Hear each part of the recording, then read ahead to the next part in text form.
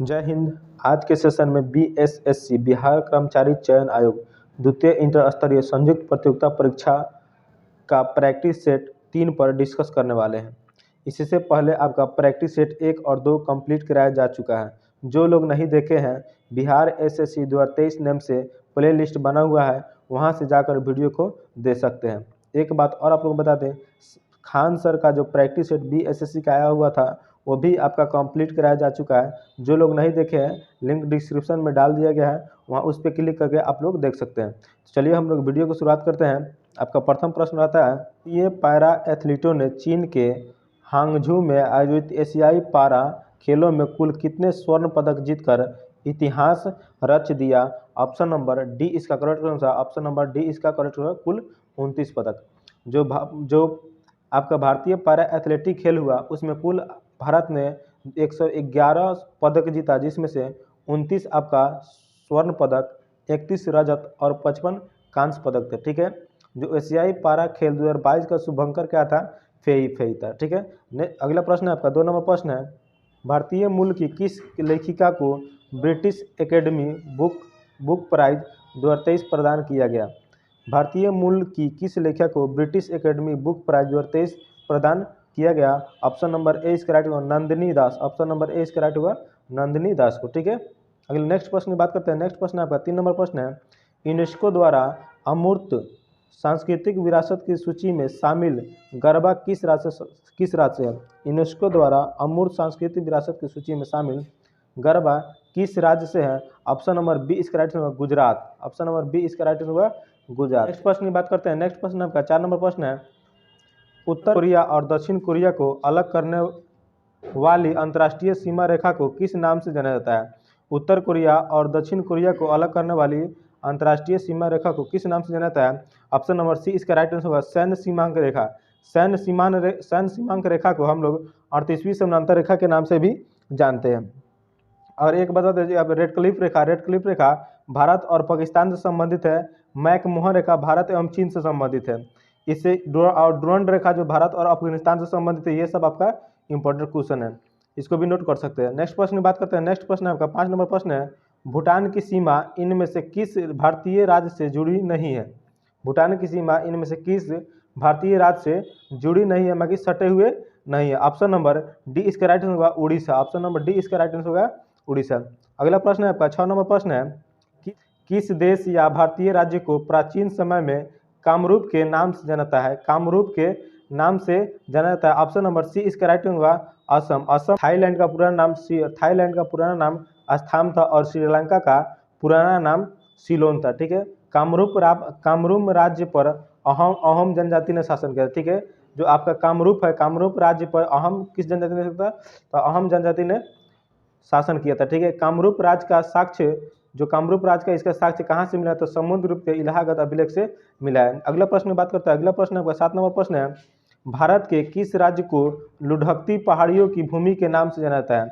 भारत के किस राज्य को लुढ़कती पहाड़ियों की भूमि के नाम से जाना जाता है? ऑप्शन नंबर डी इसका राइट होगा मिजोरम, ऑप्शन नंबर डी इसका राइट होगा मिजोरम। मिजोरम की राजधानी आइजोल है और त्रिपुरा की राजधानी अगरतला, अरुणाचल प्रदेश की राजधानी ईटानगर और हिमाचल प्रदेश की राजधानी शिमला है। ठीक है, और मिजोरम की स्थापना फरवरी 1927 ईस्वी में की गई थी। ठीक है, अगला प्रश्न की बात करते हैं। अगला प्रश्न आपका 8 नंबर प्रश्न है, विधई पिलई किस खेल से संबंधित है? जो विधई पिलई किस खेल से संबंधित है? ऑप्शन नंबर ए इसका राइट होगा स्कूनर, ऑप्शन नंबर ए इसका राइट होगा स्कूनर से संबंधित है। ठीक है, विधई पिलई को हाल ही में IBSF-6 रेड स्कूनर विश्व चैंपियनशिप का खिताब हासिल किया है। अगला प्रश्न 9 नंबर प्रश्न है, मंगल ऑर्बिटर मिशन मॉम मंगलयान को किस वर्ष में प्रक्षेपित किया गया था? मंगल ऑर्बिटर मिशन मॉम मंगलयान को किस वर्ष प्रक्षेपित किया गया था? ऑप्शन नंबर बी इसका राइट होगा वर्ष 1913 ईस्वी, ऑप्शन नंबर बी इसका राइट होगा वर्ष 1913 ईस्वी। ठीक है, मंगलयान को कहाँ से, मंगलयान जो आपका ग्रह था कहाँ से इसको प्रक्षेपित किया गया था? श्रीहरिकोटा स्थित सतीश धवन अंतरिक्ष केंद्र से स्थापित किया गया था। कि जो चंद्रयान 3 का लॉन्चिंग डेट कहाँ है, कब है?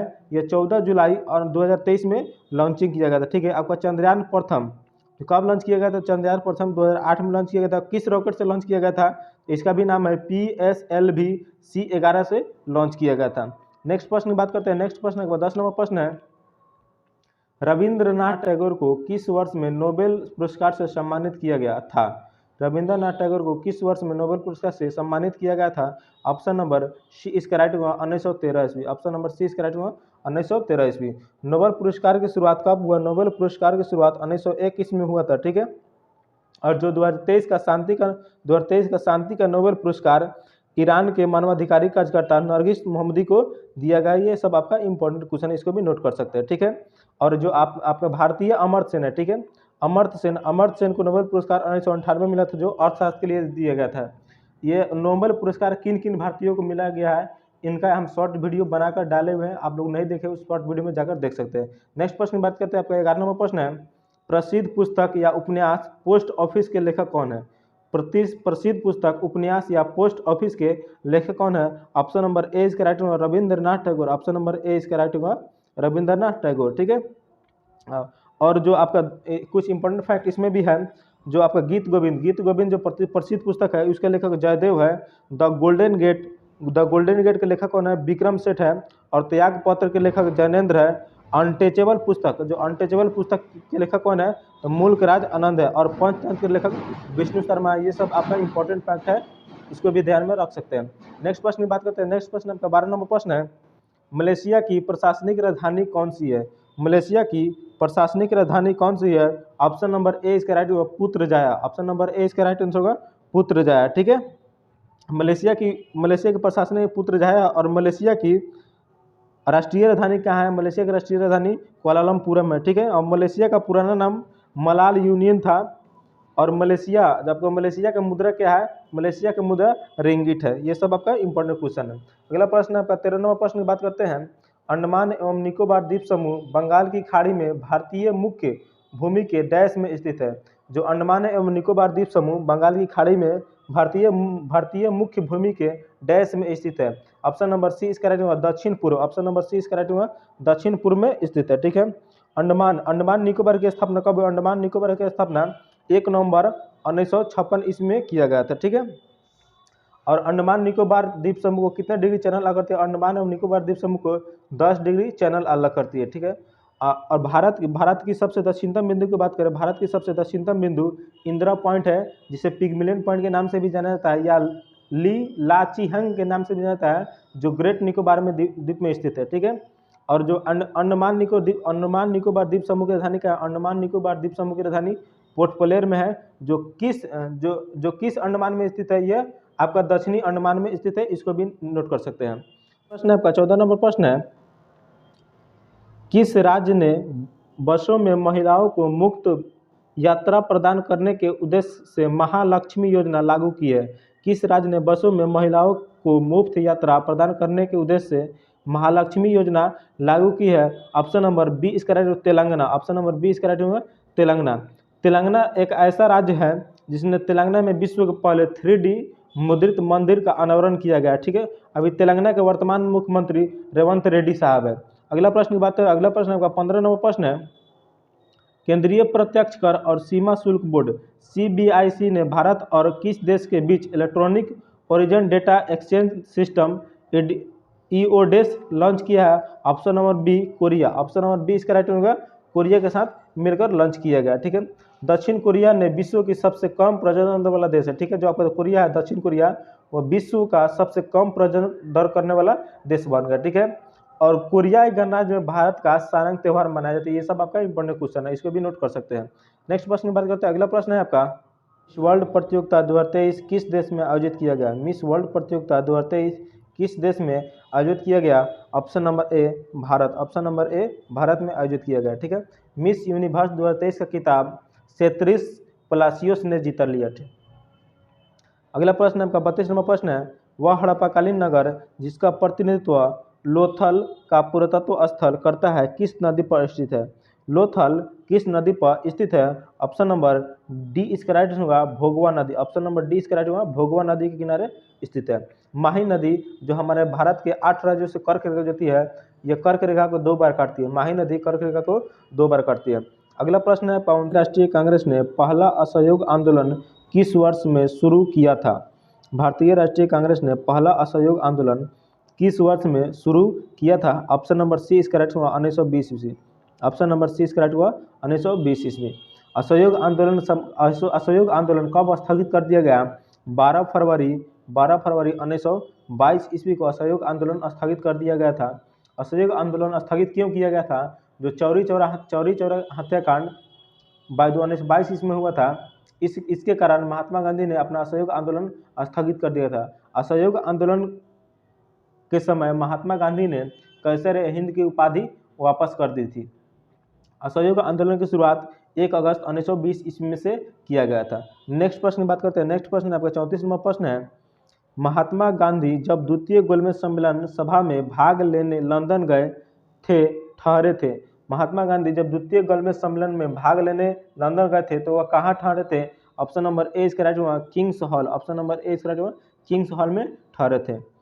प्रथम गोलमेज सम्मेलन की बात करें, प्रथम गोलमेज सम्मेलन 12 नवंबर 1930 से 19 जनवरी 1931 तक लंदन में चली थी, ठीक है। और दूसरा गोलमेज सम्मेलन भी 7 सितंबर 1931 से 1 दिसंबर 1931 तक लंदन में ही चला था। और तृतीय गोलमेज सम्मेलन 17 नवंबर से 24 दिसंबर 1932 ईस्वी तक लंदन में ही चला था। और गांधी इरविन समझौता 5 मार्च 1931 में हुआ था। और गांधी इरविन समझौता को दिल्ली समझौता के नाम से भी जाना जाता है, इसको भी आप लोग ध्यान में रख सकते हैं। अगला प्रश्न आपका 35 नंबर प्रश्न है, आज़ाद हिंद फौज दिवस किस तिथि को मनाया गया था? आज़ाद हिंद फौज दिवस किस तिथि को मनाया गया था? ऑप्शन नंबर बी इसका राइट होगा 12 नवंबर 1945 ईस्वी। ऑप्शन नंबर बी इसका राइट आंसर होगा। अगला प्रश्न है 36 नंबर प्रश्न है आपका, निम्नलिखित में से नृत्य का शास्त्रीय रूप कौन सा है? निम्नलिखित में से नृत्य का शास्त्रीय रूप कौन सा है? ऑप्शन नंबर ए इसका राइट होगा मणिपुरी। शास्त्रीय नृत्य की बात करें, भारत में 8 शास्त्रीय नृत्य हैं, जिनकी नाम हम बोल रहे हैं भारतनाट्यम, कुचिपुड़ी, कथक, कथकली, मोहिनीअट्टम, मणिपुरी, उड़ीसी एवं सत्रिय। ये सब भारत के 8 शास्त्रीय नृत्य शैलियाँ हैं। इन सभी नृत्य में से भारतनाट्यम सबसे पुराना शास्त्रीय नृत्य है। और भारत सरकार के सांस्कृतिक मंत्रालय ने 6 नृत्यों को भी शास्त्रीय नृत्य का दर्जा दिया है। नंबर प्रश्न आपका, किस भारतीय राज्य में सामाजिक उत्सव छपार मेला आयोजित किया जाता है? किस भारतीय राज्य में सामाजिक उत्सव छपार मेला आयोजित किया जाता है? Option number D Punjab. Option number D इससे करोगे पंजाब में किया जाता है, ठीक है। विश्व का सबसे बड़ा पशुओं का मेला सोनपुर, जो बिहार में गंगा एवं गंडक नदी के संगम पर प्रतिवर्ष आयोजित किया जाता है। पुष्कर मेला राजस्थान में यह कार्तिक पूर्णिमा में लगाया जाता है। और दादरी मेला बलिया उत्तर प्रदेश में आयोजित किया जाता है। सब आपका इंपॉर्टेंट फैक्ट है, इसको भी ध्यान में रख सकते हैं। नेक्स्ट प्रश्न है आपका 38 नंबर प्रश्न है, पश्चिमी तटीय मैदान के विभाजन के संदर्भ में निम्नलिखित में से कौन सा युग्म सही सुमेलित नहीं है? कौन सा युग्म सही सुमेलित नहीं है? ऑप्शन नंबर बी केरल का कोरमंडल था। ऑप्शन नंबर बी इसका करेक्ट होगा, ये आपका सही नहीं है। गुजरात में आपका काठियावाड़ का तट मिलता है और महाराष्ट्र से जो गोवा है वहाँ तक का कोंकण तट या सह्याद्री तट के नाम से जाता है। और गोवा से कर्नाटक के तट को कन्नड़ तट के नाम से जाना जाता है। और अब पूरा केरल आपका मलाबार के तट से जाना जाता है। अगला प्रश्न है आपका 39 नंबर प्रश्न है, भारत में पहली कपड़ा मिल कहाँ संचालित हुई थी? भारत में पहली कपड़ा मिल कहाँ संचालित हुई थी? ऑप्शन नंबर डी इसका राइट होगा बॉम्बे। ऑप्शन नंबर डी इसका राइट होगा बॉम्बे में संचालित की गई थी। तो कब हुआ था? 1854 ईस्वी में हुआ था। किसने किया था? तो कावासाजी डावर ने शुरू किया गया था। अगला प्रश्न है 40 नंबर प्रश्न है, निम्नलिखित समस्याओं में से कौन सी समस्याएं भारतीय अर्थव्यवस्था से निरंतर रूप से जुड़ी हुई है? निम्नलिखित समस्याओं में से कौन सी समस्याएं भारतीय अर्थव्यवस्था से निरंतर रूप से जुड़ी हुई है? ऑप्शन नंबर डी इसका राइट होगा उपयुक्त सभी, मुद्रास्फीति, चालू खाता घटा, राजकोषीय घटा। ऑप्शन नंबर डी इसका राइट आंसर होगा। नेक्स्ट प्रश्न आपका 41 नंबर प्रश्न है, निम्न में से किसे मैक्यून समझौता में शामिल नहीं किया गया था? निम्न में से किसे म्यूनिख समझौता में शामिल नहीं किया गया था? ऑप्शन नंबर डी इसका राइट होगा ऑप्शन नंबर डी रूस को शामिल नहीं किया गया था। ऑप्शन नंबर डी इसका राइट आंसर होगा। नेक्स्ट प्रश्न की बात करते हैं। अगला प्रश्न आपका 42 नंबर प्रश्न है, निम्न में से अजात शत्रु के वंश का क्या नाम था? निम्न में से अजात शत्रु के वंश का क्या नाम था? ऑप्शन नंबर डी इसका राइट होगा हर्यक वंश। ऑप्शन नंबर डी इसका राइट होगा हर्यक वंश, ठीक है। हर्यक वंश के संस्थापक कौन थे? हर्यक वंश के संस्थापक बिंबिसार थे, ठीक है। और मौर्य वंश के संस्थापक कौन थे? चंद्रगुप्त मौर्य। नंद वंश के संस्थापक कौन थे? महापद्नंद। और गुप्त वंश के संस्थापक कौन थे? श्रीगुप्त, ठीक है। हर्यक वंश का हर्यक वंश संस्थापक कौन था? तो बिंबिसार। और हर्यक वंश का अंतिम राजा कौन हुआ? अंतिम राजा नागदशक था, जो उदयन का पुत्र था। अजात शत्रु का उपनाम कुनिक था। ये सब आपका इंपॉर्टेंट प्रश्न है, इसको भी ध्यान में रख सकते हैं। नेक्स्ट प्रश्न है आपका 43वां प्रश्न है, निम्न में से किस वंश की शासिका रानी दिद्धा थी? निम्न में से किस वंश की शासिका रानी दिद्धा थी? Option number D. 44वां प्रश्न है, भारतीय उपमहाद्वीप में लौह का सर्वप्रथम साहित्यिक संदर्भ किसमें मिलता है? भारतीय उपमहाद्वीप में लौह का सर्वप्रथम साहित्यिक संदर्भ किस में मिलता है? Option number B, Yajurveda. Option number B इसका राइट आंसर होगा। यजुर्वेद को कर्मकांडीय वेद भी कहा जाता है, और यजुर्वेद पद एवं गद्य दोनों शैली में स्थित है, ठीक है। अगला प्रश्न आपका 45वां प्रश्न है, माजुली द्वीप जो दुनिया का सबसे बड़ा नदी डेल्टा है वह कहाँ स्थित है? माजुली द्वीप दुनिया का सबसे बड़ा नदी डेल्टा है वो कहाँ स्थित है? ऑप्शन नंबर ए इसका असम। ऑप्शन नंबर ए इसका राइट होगा, असम में स्थित है। 60 नंबर प्रश्न आपका, उस प्रकार के मौसम की पहचान करें जो भारत के 4 मौसमों का हिस्सा नहीं है। उस प्रकार के मौसम की पहचान करें जो भारत के 4 मौसमों का हिस्सा नहीं है। ऑप्शन नंबर ए इसका राइट होगा, दक्षिण पूर्व मानसून का मौसम। ऑप्शन नंबर ए इसका राइट आंसर होगा, ठीक है। भारत में 4 प्रकार की मौसम होती है, शीत ऋतु, ग्रीष्म ऋतु, वर्षा ऋतु एवं शरद ऋतु। जो आपका शरद ऋतु है वह फरवरी नवंबर के मध्य से शुरू होती है और फरवरी तक समाप्त हो जाती है, ठीक है। जो ग्रीष्म ऋतु है, ग्रीष्म ऋतु आपका मार्च से जून तक होती है और उसमें उच्च तापमान होता है, ठीक है। भारत में 75 से 80% वर्षा दक्षिण मानसून से होता है, ठीक है। आपका शरद ऋतु मध्य सितंबर से शुरू होकर मध्य नवंबर तक समाप्त हो जाती है। अगला प्रश्न है आपका 62 नंबर प्रश्न है, भारत के सेवानिवृत्त राष्ट्रपति के लाभों के संदर्भ में निम्नलिखित में से कौन सा कथन सही है? भारत के सेवानिवृत्त राष्ट्रपति के लाभों के संदर्भ में निम्नलिखित में से कौन सा कथन सही है? ऑप्शन नंबर ए इसका राइट आंसर होगा 1 2 3 1 2 3। ऑप्शन नंबर ए इसका राइट आंसर। भारत के पूर्व राष्ट्रपति 2.5 लाख की मासिक पेंशन के हकदार होते हैं, ठीक है। वे एक निजी सचिव, निजी सहायक एवं अतिरिक्त निजी सचिव 2 चपरासी और प्रति वर्ष 1 लाख तक के आजकल ब्याज सहित सचिव स्टाफ के हकदार होते हैं, ठीक है। वे रेल, हवाई, स्टीमर व्यक्ति के साथ भारत में उच्च श्रेणी की निःशुल्क यात्रा की हकदार होते हैं, ठीक है। राष्ट्रपति की बात करें, राष्ट्रपति की चर्चा आर्टिकल्स 52 से शुरू किया गया है, ठीक है। राष्ट्रपति भारत के प्रथम नागरिक होते हैं, ठीक है।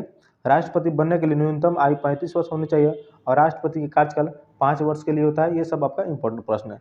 नेक्स्ट प्रश्न की बात करते हैं। अगला प्रश्न है आपका 63 नंबर प्रश्न है, निम्न में से किसके द्वारा महाधिवक्ता की नियुक्ति की जाती है? निम्न में से किसके द्वारा महाधिवक्ता की नियुक्ति की जाती है? ऑप्शन नंबर बी इसका राइट आंसर होगा, राज्यपाल के द्वारा। महाधिवक्ता की चर्चा आर्टिकल्स 165 में किया गया है। महाधिवक्ता राज्य सरकार का कानूनी सलाहकार होता है। अगला प्रश्न आपका 64 नंबर प्रश्न है, संविधान प्रारूप समिति के समक्ष प्रस्तावना का प्रस्ताव किसने रखा? संविधान प्रारूप समिति के अध्यक्ष कौन थे? तो डॉक्टर भीमराव अंबेडकर थे, ठीक है। इसके समक्ष प्रस्तावना का प्रस्ताव किसने रखा था? ऑप्शन नंबर ए इसका राइट हुआ, जवाहरलाल नेहरू ने रखा था, ठीक है। प्रस्तावना कब प्रस्तुत किया? 13 दिसंबर 1946 ईस्वी। कब? 13 दिसंबर 1946 ईस्वी को, ठीक है। और संविधान सभा द्वारा जो जवाहरलाल नेहरू के द्वारा प्रस्तावना प्रस्तुत किया गया था उसे 22 जनवरी 1947 में स्वीकार कर लिया गया, ठीक है। जवाहरलाल नेहरू संघ संविधान समिति के अध्यक्ष थे। अगला प्रश्न बढ़ता है। अगला प्रश्न का 65 नंबर प्रश्न है, बिहार सोशलिस्ट पार्टी का गठन कब हुआ था? बिहार सोशलिस्ट पार्टी का गठन कब हुआ था? ऑप्शन नंबर ए इसका राइट होगा 1931 ईस्वी। बिहार कांग्रेस सोशलिस्ट पार्टी का गठन 17 मई 1934 ईस्वी में हुई थी, जिसका अध्यक्ष आचार्य नरेंद्र देव एवं सचिव जयप्रकाश नारायण थे। इसको भी ध्यान में रख सकते हैं, ठीक है। कांग्रेस सोशलिस्ट पार्टी के सदस्य कांग्रेस पार्टी के सदस्य होते थे। अगला प्रश्न आपका 66 नंबर प्रश्न है, पाकिस्तान की पहली महिला प्रधानमंत्री कौन थी? पाकिस्तान की पहली महिला प्रधानमंत्री कौन थी? ऑप्शन नंबर ए इसका राइट हुआ, बेनजीर भुट्टो। अगर भारत की बात करें तो भारत की पहली महिला प्रधानमंत्री श्रीमती इंदिरा गांधी। और बिहार की बात करें, बिहार की प्रथम महिला मुख्यमंत्री श्रीमती राबड़ी देवी। और पूरे विश्व में बात करें, पूरे विश्व में दुनिया की पहली महिला प्रधानमंत्री कौन थी? श्री एम भंडार नायक। ठीक है, भंडार नायक ऑप्शन होगा। अगला प्रश्न है आपका 67 नंबर प्रश्न है, म्यांमार कब आज़ाद हुआ? म्यांमार कब आज़ाद हुआ? ऑप्शन नंबर बी इसका राइट होगा 4 जनवरी 1948 ऑप्शन नंबर बी इसका राइट होगा। ठीक है, म्यांमार की बात करें, म्यांमार की राजधानी नेपिटो है। रूस की मुद्रा का क्या नाम है? ऑप्शन नंबर सी इसका राइट होगा रूबल। रूस की मुद्रा क्या है? रूबल। ठीक है, यूरो जो आपका यूरोपीय संघ की मुद्रा है, रियाल ईरान की मुद्रा है। रियाल कहाँ की मुद्रा है? ईरान की मुद्रा, जिसकी राजधानी तेहरान है। अगला प्रश्न है आपका 69 नंबर प्रश्न है, हिंदी किस लिपि में लिखी जाती है? हिंदी किस लिपि में लिखी जाती है? ये सभी कोई जानता है। ऑप्शन नंबर ए इसका राइट होगा देवनागरी लिपि। अगला प्रश्न की बात करते हैं। अगला प्रश्न है आपका 70 नंबर प्रश्न है, किस पंचवर्षीय योजना के समय भारत में पंचायती राज व्यवस्था को प्रथम बार लाया गया था? किस पंचवर्षीय योजना के समय भारत में पंचायती राज व्यवस्था को प्रथम बार लाया गया था? ऑप्शन नंबर बी इसका रहेगा द्वितीय पंचवर्षीय योजना। ऑप्शन नंबर बी इसका राइट आंसर होगा। पंचायती राज, प्रथम पंचायती राज व्यवस्था कहाँ लागू किया गया था? 2 अक्टूबर 1959 ईस्वी को जवाहरलाल नेहरू के द्वारा राजस्थान के नागौर जिला में लागू किया गया था। ठीक है, त्रिस्तरीय, कौन सा? त्रिस्तरीय पंचायत समिति बलवंत राय मेहता है। ठीक है, और 73वें संविधान संवैधानिक संशोधन अधिनियम 1992 द्वारा संवैधानिक दर्जा दिया गया था पंचायती राज को। अगला प्रश्न की बात करते हैं। अगला प्रश्न 71 नंबर प्रश्न है, पंचायतों एवं नगरपालिकाओं के संबंध में भारतीय संविधान में किस वर्ष प्रावधान किया गया? पंचायत एवं नगरपालिकाओं के संबंध में भारतीय संविधान में किस वर्ष प्रावधान किया गया? Option number D 1993। Option number D इसका 1993। ठीक है, 73वें संविधान संशोधन अधिनियम के बाद पंचायती राज अधिनियम का निर्माण करने वाला प्रथम राज्य कौन था? वह प्रथम राज्य कर्नाटक है। ये वेरी इंपॉर्टेंट क्वेश्चन है, इसको भी नोट ध्यान में रख सकते हैं। ठीक है, पंचायती राज को संवैधानिक दर्जा एलएम सिंघवी समिति के सिफारिश पर किया गया था। अगला प्रश्न 72 नंबर प्रश्न है, पंचायती राज व्यवस्था का मूल उद्देश्य क्या सुनिश्चित करना है? पंचायती राज व्यवस्था का मूल उद्देश्य क्या सुनिश्चित करना है? ऑप्शन नंबर ए इसका राइट होगा केवल 1, 2, 3। विकास में जन भागीदारी, राजनीतिक जवाबदेही, लोकतांत्रिक विकेंद्रीकरण। ऑप्शन नंबर ए इसका राइट आंसर होगा। नेक्स्ट प्रश्न की बात करते हैं। नेक्स्ट प्रश्न आपका 73 नंबर प्रश्न है, देश में सर्वाधिक संवृद्धि दर प्राप्त होती है? देश में सर्वाधिक संवृद्धि दर प्राप्त होती है। ऑप्शन नंबर बी 10वीं योजना। ऑप्शन नंबर बी इसका राइट होगा 10वीं योजना। अगर संवृद्धि दर की बात करें तो आपका 7वीं योजना में 6.1%, 8वीं योजना में 6.8% और 9वीं योजना में 5.4% संवृद्धि योजना है। नेक्स्ट प्रश्न आपका 74 नंबर प्रश्न है, 5वीं पंचवर्षीय योजना का मूल उद्देश्य क्या था? 5वीं पंचवर्षीय योजना का मूल उद्देश्य क्या था? ऑप्शन नंबर ए गरीबी हटाओ। ऑप्शन नंबर ए इसका राइट होगा गरीबी हटाओ। नेक्स्ट प्रश्न की बात करते हैं। नेक्स्ट प्रश्न आपका 75 नंबर प्रश्न है, प्रधानमंत्री जन धन योजना के संदर्भ में निम्नलिखित कथनों पर विचार कीजिए।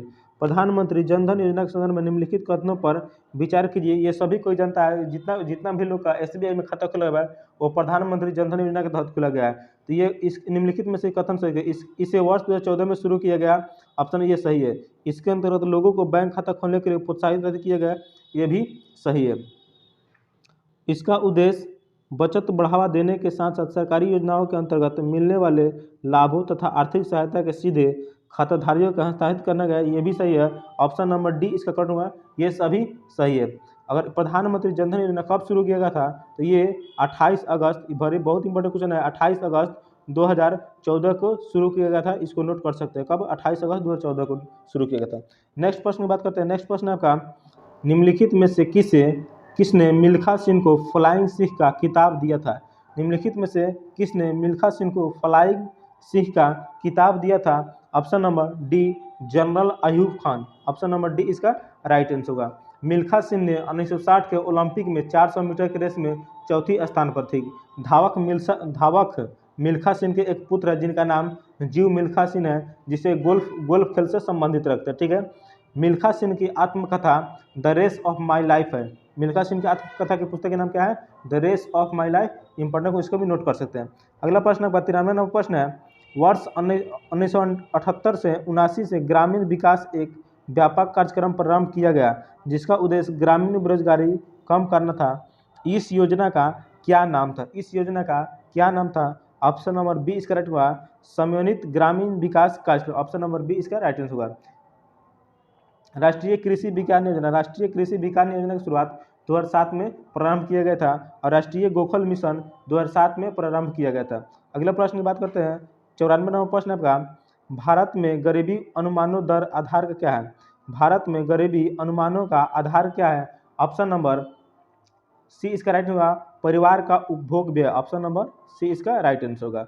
नेक्स्ट प्रश्न की बात करते हैं। 95 नंबर प्रश्न है, भारत की किस पंचवर्षीय योजना में के अंतर्गत समाजवादी सिद्धांतों को अपनाया गया था? भारत की किस पंचवर्षीय योजना के अंतर्गत समाजवादी सिद्धांतों को अपनाया गया था? ऑप्शन नंबर बी द्वितीय पंचवर्षीय योजना। ऑप्शन नंबर बी इसका राइट होगा द्वितीय पंचवर्षीय योजना किस मॉडल पर आधारित थी? तो पीसी महालनोबिस पर आधारित थी। अगला प्रश्न की बात करते हैं। अगला प्रश्न आपका 96 नंबर प्रश्न है, किस ताप पर जल का घनत्व अधिकतम होता है? किस ताप पर जल का घनत्व अधिकतम होता है? ऑप्शन नंबर सी 277 के लिए। ऑप्शन नंबर सी इसका 277 के लिए। 4 डिग्री सेल्सियस पर जल का घनत्व महत्तम होता है और आयतन न्यूनतम होता है। अगला प्रश्न की बात करते हैं। 97 नंबर प्रश्न है, दो कण कुछ दूरी पर रखे हैं, यदि दोनों कणों के द्रव्यमान दोगुने कर दिया जाए तथा इनके बीच की दूरी अपरिवर्तित रखें तो इनके बीच का गुरुत्वाकर्षण बल क्या होगा? इनके बीच का गुरुत्वाकर्षण बल क्या होगा? ऑप्शन नंबर बी 4 गुना। ऑप्शन नंबर बी इसका राइट होगा 4 गुना हो जाएगा। अगला प्रश्न की बात करते हैं। अगला प्रश्न है आपका 98 नंबर प्रश्न है, दो समानांतर धारावाही तार जिसमें एक ही दिशा में विद्युत धारा प्रवाहित हो रही है एक दूसरे को आकर्षित करते हैं, इसका कारण है ऑप्शन नंबर डी उनके बीच चुंबकीय बल। ऑप्शन नंबर डी इसका राइट आंसर होगा। 99 नंबर प्रश्न का, जीव जो अधिक दूर के संबंधी है उनके डीएनए में अधिक अंतर होंगे, इस विचार के आधार पर निर्मित दृष्टिकोण को क्या कहा जाता है? इस विचार के आधार पर निर्मित दृष्टिकोण को क्या कहा जाता है? ऑप्शन नंबर ए आणविक जाति वृत्त। ऑप्शन नंबर ए इसका राइट होगा आणविक जाति वृत्त। नेक्स्ट प्रश्न की बात करते हैं। नेक्स्ट प्रश्न आपका 100 नंबर प्रश्न है, ग्रंथियां मानव शरीर के किस अंग में स्थित होती है? अधिवृक्क ग्रंथियां मानव शरीर के किस अंग में स्थित होती है? ऑप्शन नंबर डी इसका राइट होगा वृक्क। मानव का हृदय 4 कोष्ठों में बना होता है। मानव का हृदय का वजन लगभग 300 ग्राम होता है। नेक्स्ट प्रश्न की बात करते हैं। नेक्स्ट प्रश्न 101 नंबर प्रश्न है, दाद रिंग किस प्रकार की बीमारी है? दाद रिंग किस प्रकार की बीमारी है? ऑप्शन नंबर बी इसका राइट होगा कवकीय फंगल। ठीक है। कवक जनित रोग है एथलीट फुट। ठीक है। खाद और दाद ये सब कवक जनित रोग है। प्रोटोजोआ जनित रोग की बात करें, प्रोटोजोआ जनित रोग मलेरिया, अम्बियस, कालाजर, पायरिया, सोने की बीमारी ये सब प्रोटोजोआ जनित है, इसको भी नोट कर सकते हैं। अगला प्रश्न की बात करते हैं। 2 नंबर प्रश्न आपका, साधारण नमक का रासायनिक नाम निम्नलिखित में से क्या है? साधारण नमक का रासायनिक नाम निम्नलिखित में से क्या है? Sodium chloride. Option number C इसका राइट आंसर होगा। अगला प्रश्न है 103 नंबर प्रश्न है, चंद्रमा के पृष्ठ के निकट मुक्त रूप से गिरते विभिन्न द्रव्यमानों को दो पिंडों होगी। चंद्रमा के पृष्ठ के निकट मुक्त रूप से गिरते विभिन्न द्रव्यमानों को 2 पिंडों होगी। ऑप्शन नंबर ए इसका राइट होगा के वेग किसी भी क्षण समान होगा। ठीक है। चंद्रमा के वेग किसी भी क्षण समान। ऑप्शन नंबर ए इसका राइट आंसर होगा। अगला प्रश्न 104 नंबर प्रश्न है, धारावाहक तार कैसा होता है? धारावाहक तार जिसमें करंट जाता है वो तार कैसा होता है? वो न्यूट्रल होता है। ऑप्शन नंबर सी इसका राइट होगा और न्यूट्रल होता है। अगला प्रश्न की बात करते हैं। 105 नंबर प्रश्न है, यौन संचारित रोग के संबंध में निम्नलिखित में से कौन सा विकल्प सही है? यौन संचारित रोग के संबंध में निम्नलिखित में से कौन सा विकल्प सही है? इसकी हमको सही करना है। ऑप्शन नंबर सी इसका राइट होगा। कथन ए और बी दोनों सही है। ठीक है। यौन संचारित रोग किसी संक्रमित व्यक्ति से किसी असंक्रमित व्यक्ति में यौन संपर्क के माध्यम से संचारित होने वाला संक्रमण। ठीक है। HIV, HPV और हेपेटाइटिस बी विषाणु STD के लिए जिम्मेदार है। अगले नंबर प्रश्न का, आप उस प्रकार की औषधि को क्या कहते हैं जो प्राकृतिक संदेशवाहक की नकल करके ग्राही को सक्रिय करती है? जो प्राकृतिक संदेशवाहक की नकल करके ग्राही को सक्रिय कर देती है? एगोनिस्टिक। ऑप्शन नंबर डी इसका राइट होगा एगोनिस्टिक औषधि कहा जाता है। अगला प्रश्न की बात करते हैं। अगला प्रश्न आपका 122 नंबर प्रश्न है, अपसमार, अपसमार जिसे मिर्गी मिर्गी कहते हैं, अपसमार से शरीर का कौन सा अंग प्रभावित होता है? मिर्गी से कौन सा अंग प्रभावित होता है? ऑप्शन नंबर ए मस्तिष्क, ऑप्शन नंबर ए इसका राइट होगा मस्तिष्क होता है। ठीक है, मनुष्य के मस्तिष्क का वजन 1400 ग्राम का होता है। कितना होता है? 1400 ग्राम का होता है। ठीक है, और मनुष्य का जो ब्रिक, जिसे ब्रिक कहते हैं, ब्रिक का वजन कितना होता है? 140 ग्राम होता है। और यकृत मानव शरीर की सबसे बड़ी ग्रंथि है। मानव शरीर की सबसे बड़ी ग्रंथि कौन सी है? यकृत होती है, जिसका वजन कितना होता है? 1.5 से 2 kg के बीच होता है। ठीक है, और मानव हृदय कितने ग्राम का होता है? इसका आंसर आप लोग कमेंट बॉक्स में जरूर लिखिए। अगले प्रश्न की बात करें, अगला प्रश्न आपका 123 नंबर प्रश्न है, डीएनए के एकल क्षारक युग्म के परिवर्तन को क्या कहते हैं? डीएनए के एकल क्षारक युग्म के परिवर्तन को क्या कहते हैं? ऑप्शन नंबर सी बकवास उत्परिवर्तन, ऑप्शन नंबर सी इसका राइट आंसर होगा। अगला प्रश्न आपका 124 नंबर प्रश्न है, इनमें से किस तत्वों का घनत्व अधिकतम होता है? इनमें से किस तत्वों का घनत्व अधिकतम होता है? ऑस्मियम, ऑप्शन नंबर सी इसका राइट होगा, ऑस्मियम का घनत्व अधिक होता है। ठीक है, अपेक्षिक घनत्व का कोई मात्रक नहीं होता है, इसको ध्यान में रख सकते हैं। अपेक्षिक घनत्व का कोई मात्रक नहीं होता है। अगला प्रश्न आपका 125 नंबर प्रश्न है, निम्नलिखित में से कौन सा 1897 में खोजा गया पहला विटामिन था? निम्नलिखित में से कौन सा 1897 में खोजा गया पहला बी विटामिन था? ऑप्शन नंबर डी इसका राइट होगा थायमीन, ऑप्शन नंबर डी इसका राइट होगा थायमीन। विटामिन B2 का कौन सा? विटामिन B2 का रासायनिक नाम राइबोफ्लेविन था। और विटामिन B7 का रासायनिक नाम बायोटिन है। और विटामिन B9 का रासायनिक नाम फॉलिक एसिड है। और विटामिन B1 कौन सा? B1 का रासायनिक नाम थायमीन है। प्रश्न है, कौन सा कोशिकांग अंगक कोशिका के अंदर विषैले पदार्थ एवं औषधि को अवश रहित करने में मुख्य भूमिका निभाती है? कौन सा कोशिकांग अंगक कोशिका के अंदर विषैले पदार्थ एवं औषधि को अविष रहित करने के मुख्य भूमिका निभाती है?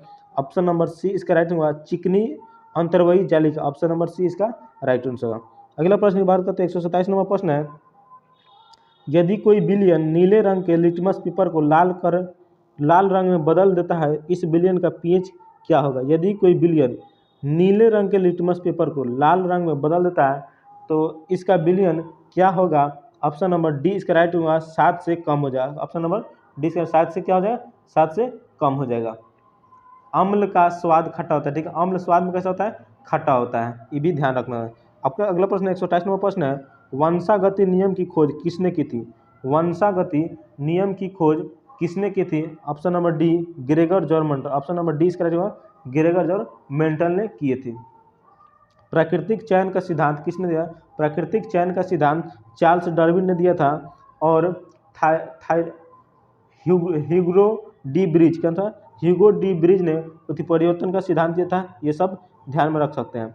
अगला प्रश्न का 129 नंबर प्रश्न है, किस हार्मोन के स्राव के कारण हृदय की धड़कन एवं श्वसन दर में एक साथ वृद्धि होती है?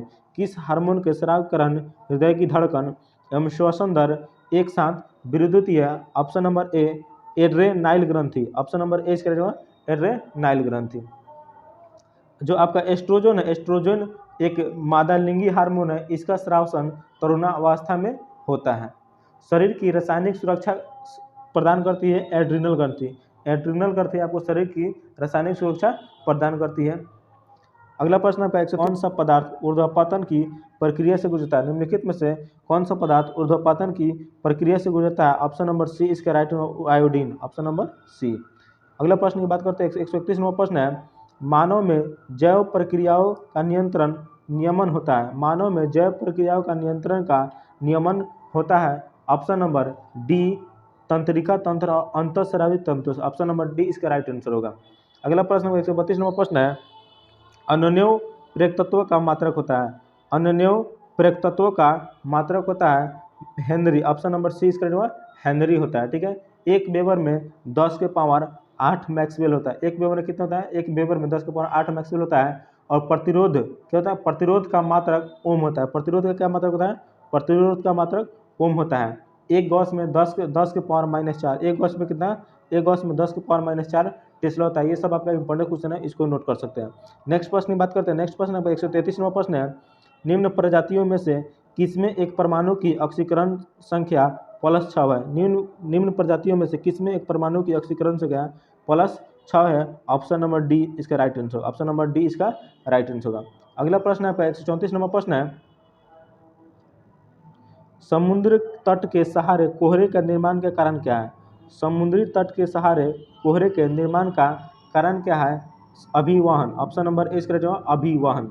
अगला प्रश्न नंबर 135 नंबर प्रश्न है, निम्नलिखित में से कौन सा कथन गलत है? गलत को चुनना है। कौन सा चुनना है? गलत को चुनना है। तो ट्रोजन यूजर के संपर्क से फैलता है, जिसे ईमेल और अटैचमेंट खोलना या इंटरनेट से फाइल डाउनलोड करना और निष्पादन करना, ये आपका सही है। ट्रोजन एक वैध सॉफ्टवेयर की तरह दिखता है, ये भी आपका सही है। ट्रोजन स्वयं को दोहराता है और अन्य फाइलों को संकलित करता है, ये गलत है। कुछ ट्रोजन सिस्टम में दुर्भावनापूर्ण उपयोगकर्ताओं को पहुंचा देने के लिए बैकडोर करता है, ये सही है। ऑप्शन नंबर सी इसका राइट हो जाएगा। तो आज का टॉपिक यहीं पर समाप्त होता है। अगर हमारे द्वारा दी गई जानकारी आप लोग को अच्छी लगती हो तो चैनल को सब्सक्राइब, वीडियो को लाइक जरूर कीजिए। फिर मिलते हैं नेक्स्ट वीडियो में, तब तक के लिए जय हिंद।